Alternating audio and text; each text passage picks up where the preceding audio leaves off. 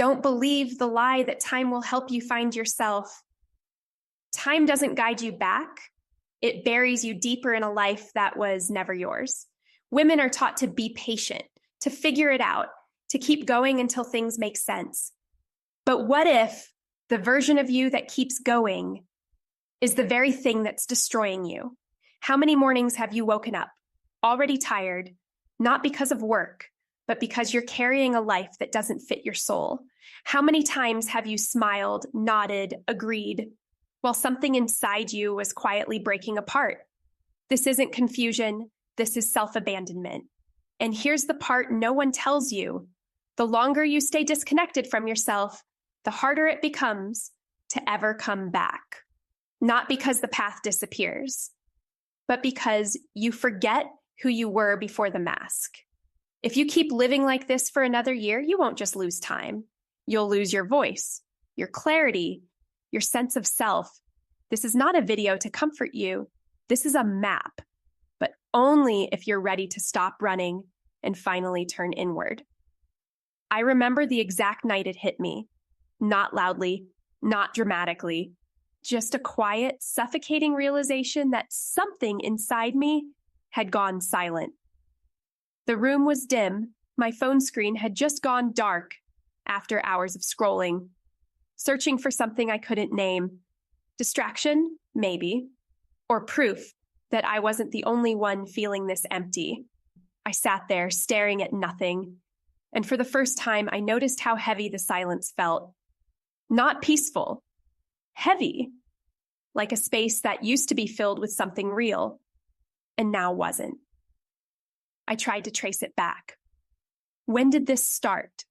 When did I stop feeling like myself? And the answer didn't come as a single moment. It came as a pattern. Small compromises, tiny betrayals, moments where I said yes when everything inside me was screaming no.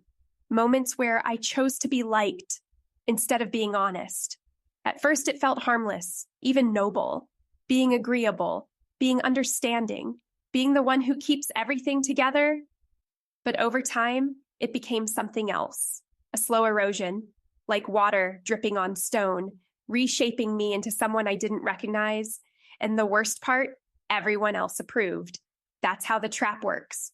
The more you abandon yourself, the more acceptable you become to the world around you, the more you silence your truth, the more comfortable you are for others to keep.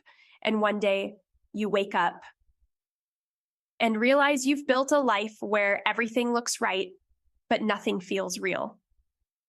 I used to think I was just tired, that I needed a break, a vacation, a reset. But exhaustion wasn't the problem. Disconnection was. And that's when the truth hit harder than anything else I had been avoiding. I wasn't lost. I had just gone too far away from myself. But that truth, as painful as it was, became my turning point.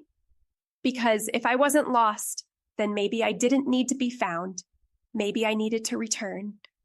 And that changes everything, because returning is not passive. It's not waiting. It's not hoping.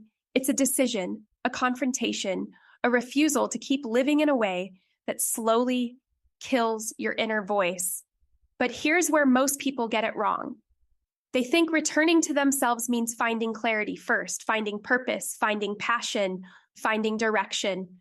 No, you don't find your way back by adding more noise. You find it by removing what was never yours. That's when I started noticing something almost uncomfortable. Every time I felt drained, there was a place I had overextended myself. Every time I felt resentment, there was a boundary I had ignored. Every time I felt invisible, there was a moment I had chosen silence over truth. It wasn't random. It was a pattern of self-abandonment. And once you see it, you can't unsee it. That's when I understood something that changed the way I see everything. We don't suffer because of what happens to us.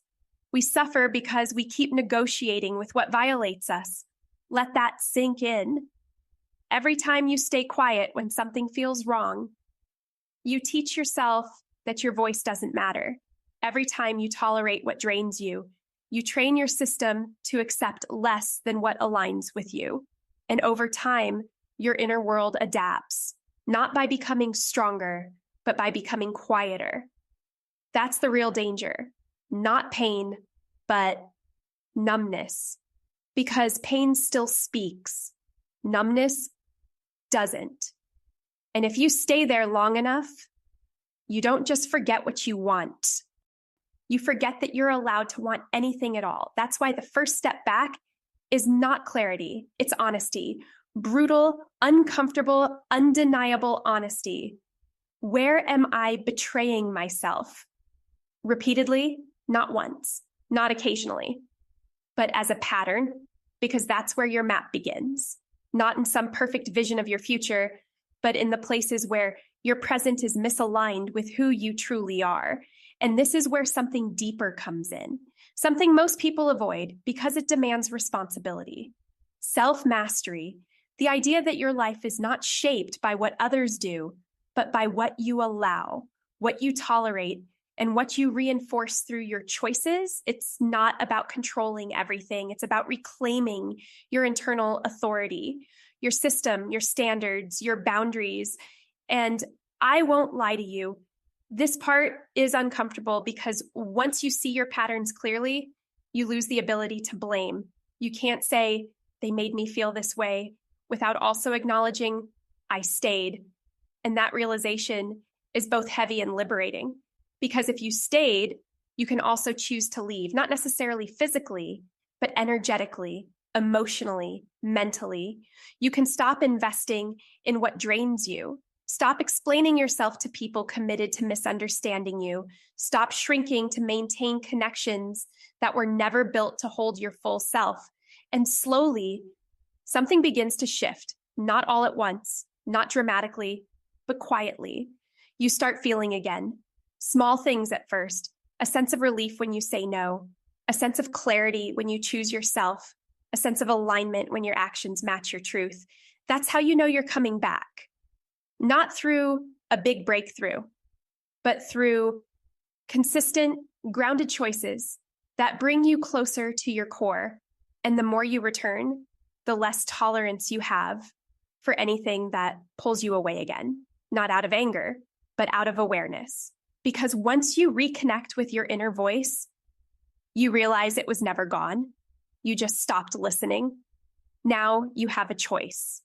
Not tomorrow, not when things feel easier. Now you either continue living as someone who negotiates with her own truth, or you become the woman who leads herself back home. So here's your exit plan. First, stop explaining yourself to people who benefit from your confusion. Silence your need for external validation. Your clarity does not require their approval. Second, set a boundary that makes you uncomfortable. Not a soft one, a real one. The kind that disrupts patterns, the kind that reveals who only valued your compliance.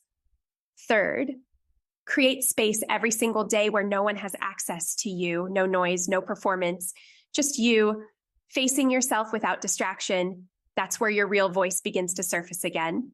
And finally, choose one symbolic action that marks the end of your old identity.